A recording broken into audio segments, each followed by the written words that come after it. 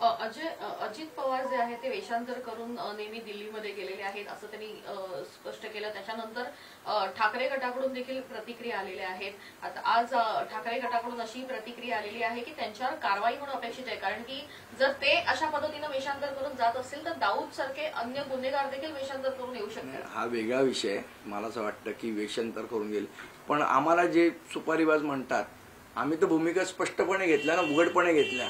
आम्हाला कधी तोंड लपून दिल्लीला जायची वेळ नाही आली। जेव्हा राजसाहेब दिल्लीला गेले आम्ही ठाकरेंना उजळ माथ्याने गेले, समोरासमोर गेले। तुमच्यासारखे मास्क लावून वेषांतर करून जायची आम्हाला कधी गरज नाही लागली।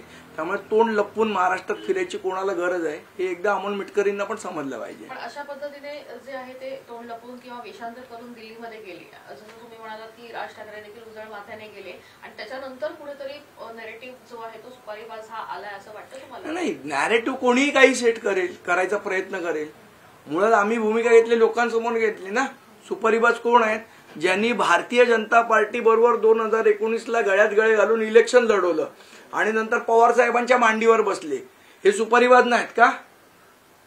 जे पवार साहेब शिवसेनेच्या विरोधात लढले, एका भाषणात मला आठवतं एक कुठतरी कुत्रा समोर आला तर तो कोणते म्हणाले की हे शिवसेनेवाले आहेत। जे पवार साहेब बोलले ते उद्धव ठाकरेंच्या गळ्यात गळे घालून फिरतात, ते सुपारीबाज नाही का?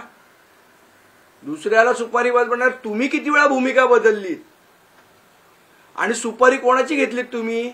इथल्या मारवाडी कॉन्ट्रॅक्टरची सुपारी घेतलेली आहे आदित्य ठाकरेंनी, म्हणून आता रोडचा घोटाळा बाहेर काढतायत। याच कॉन्ट्रॅक्टर बरोबर 5 वर्ष तुम्ही महापालिकेत घालवली ना।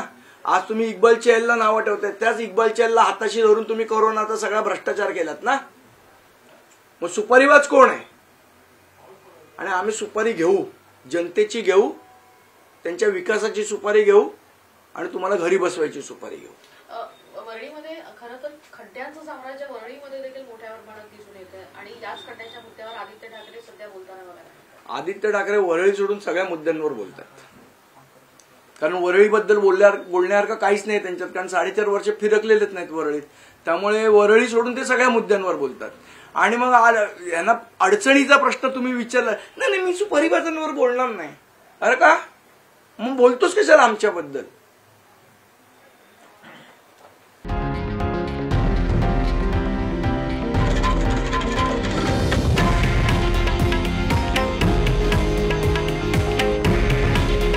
हे आहे देशातील नंबर 1 न्यूज नेटवर्क आणि आपण पाहत आहात TV9 मराठी। काळजी तुमची, हित महाराष्ट्राचं।